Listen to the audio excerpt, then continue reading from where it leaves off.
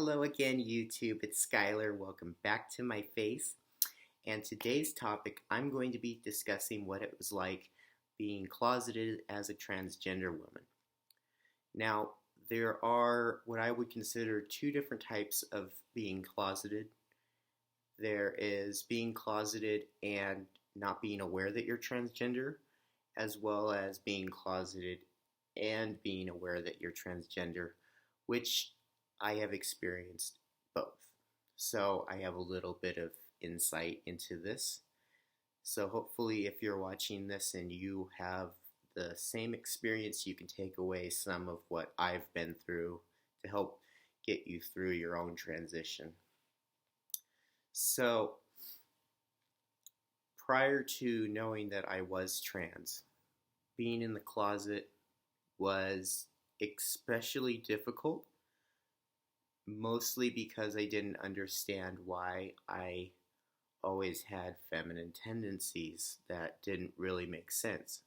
Because when you're told that you're a boy, you have to be a man. It doesn't make sense why you gravitate towards feminine qualities and other feminine things that most other men don't really do.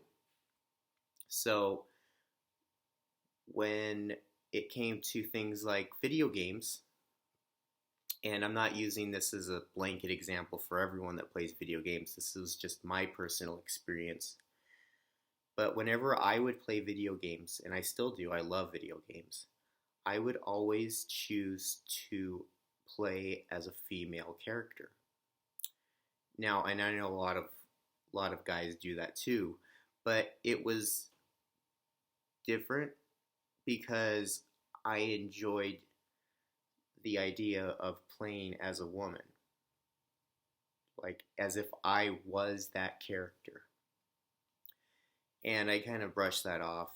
So it was little things like that that sort of like tipped me off of, hey, are you sure something's not going on there? And it was, but at the time I didn't realize it. But little subtle things like that kind of were like, hey, guys don't usually talk girly or have girly mannerisms or just certain behaviors that are atypical of what would be presented as a cisgender male. So for a long time I was very confused. I thought, well, maybe I'm gay. Turns out that wasn't the case, so I was even more confused. So I had a lot of difficulty coming to terms until finally there was a point where, oh, I have kind of always known this, but now I think I'm finally ready to accept it. So probably from middle school to high school, I started to become aware that I was transgender, but kind of was in denial about it.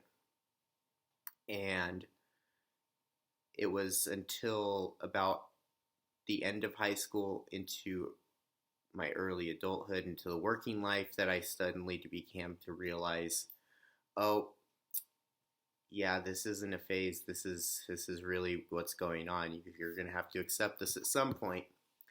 And thus started the second phase of my being in the closet, which was being transgender and being aware that you were trans, which is even more difficult because now the denial went up exponentially and the rationalizations for it were pretty remarkable. I had just assumed, as I rationalized the way that I felt, that, oh, well, I just guess everyone wants to change their gender. Turns out that's really far from reality. And other things, until it finally reached a point where I kind of had to sit down with myself and say, look, it's not going to go away. This is who you are, and it's not going to change, and you're just going to have to accept it at some point, which was really frustrating to deal with, especially when I have I had so many things going for me at the time that I didn't want to rock the boat, but I knew that I was becoming progressively more depressed because of it. And this led to things like drinking too much and working too much, working way too much, and just other things that was trying to just escape from the reality that I knew was always there. And I thought, well, if I just ignore it long enough, it'll just go away. Which that's not how that works. It doesn't go away. It's who you are. And it got to the point where I had to start rationalizing in different ways. So instead of trying to rationalize denial that I was transgender, I started to rationalize, well, okay, I know I'm trans, but I have to keep it together so that I can have a normal life. And that worked only for so long. And there was a span of about 4 years that kind of helped. For 4 years, it was kind of working, sort of. But at the same time, I could see my enthusiasm for life and my depression levels just completely going out of control. My take on life was very dark. And I just thought, well, it's all going to be over eventually, and if I can just muscle through life, then it'll all be worth it. Like, these are the kind of things that I rationalized as I was struggling to accept who I was. And I know for a lot of people, most of them go into the military, super macho, apocalypse stuff and all sorts of super manliness of just rah. So I know a lot of people, that wasn't a path that I took, but it was something that I considered as sort of what people now call as a cover. Well, people won't know I'm trans if I'm like this super macho guy. So for me, it was, oh, well, I'll just become super successful business tycoon, which I actually got pretty good at, working my way up the corporate ladder as a way of compensating for what I always knew was that I was actually a woman. And this just made me exhausted and more miserable. And the worst part was, which I didn't start to find out until closer to my transition, was that the more money that I made, the more miserable that I got. Because I thought that the money and success and all of that would take away from the misery of not being my real self, when it actually exacerbated it and made it more obvious that this is something that I have to do to be happy, or I'm never going to be happy.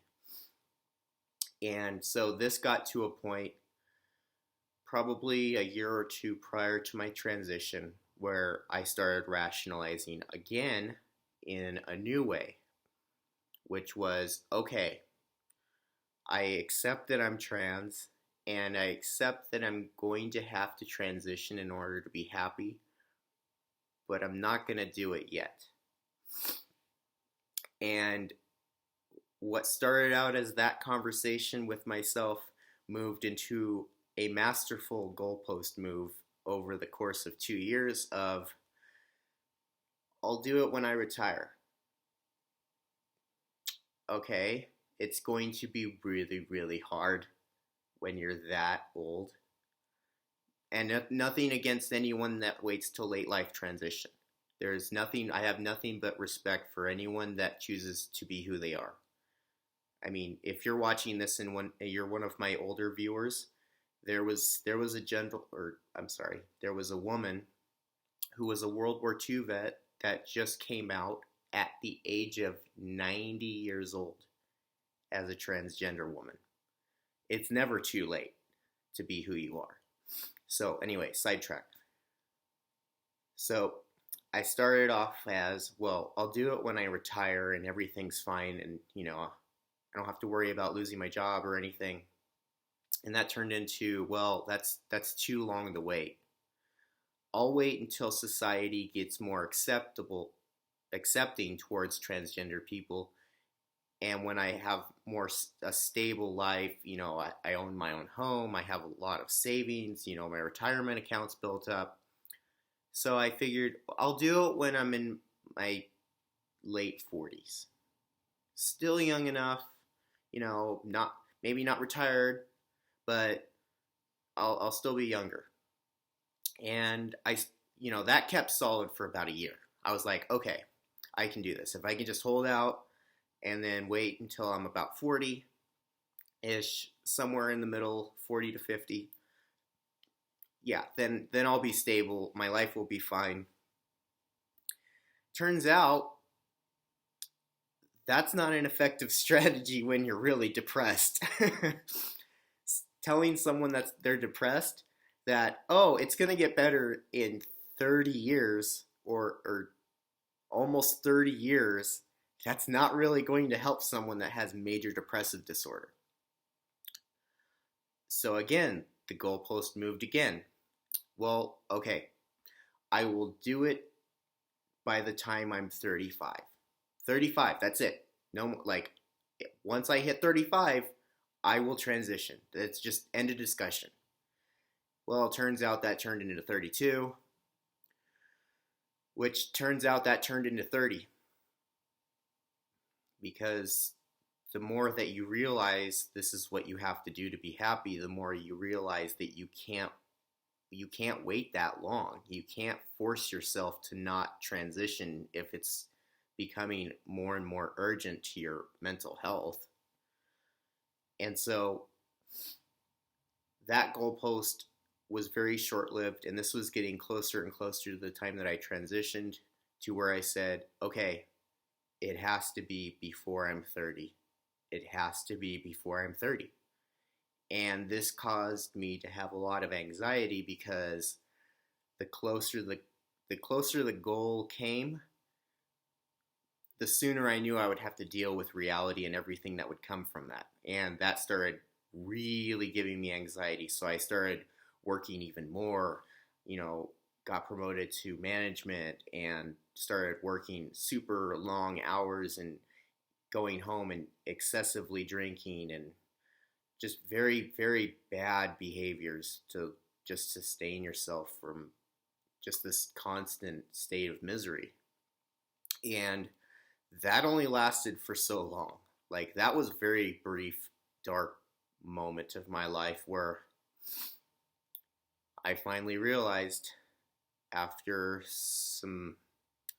I reached some low points. I'm not going to go into detail, but I was in a very dark place. So if you can kind of discern what I'm trying to say from that. And after that experience, I realized that life is way too short to be miserable every day.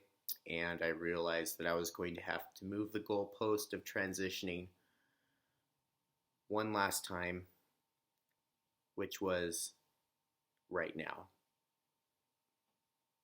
I have to transition right now, or it's going to destroy me. And that was the realization that I had, and that was the moment that I knew this is who I am, and the process of becoming my true authentic self had begun. So it was around that time that I had started getting my hormone therapy. I had just all the different things. It was a very trying time, but I knew that I was doing it for me. I knew I was doing it for my happiness, and I knew that not doing it was not an option. It wasn't an option because I had seen the trajectory of my life prior to that, and I knew that wasn't sustainable.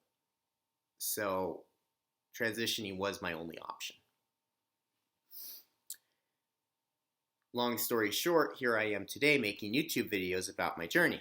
So obviously things started going a lot better but it took a long time to get to that spot. And I really hope for anybody watching this video that may be going through the same thing, or maybe realizes they are transgender and they are in that same spot where they're too afraid to transition because of all the anxiety that comes with it. But the thing I wanted people to take away from this video is that, one, it's never too late to transition. Again, 90-year-old veteran. 90-year-old. So don't tell me if you're 60 or 70 years old that it's too late, because this person was 90 and they had the courage to come out as trans. So I don't want to hear no excuses that you can't transition because you're too old.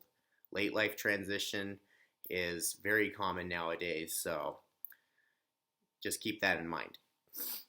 For any of my younger viewers who may be watching this and are struggling to begin their transition, maybe you've had similar experiences and you can relate to this.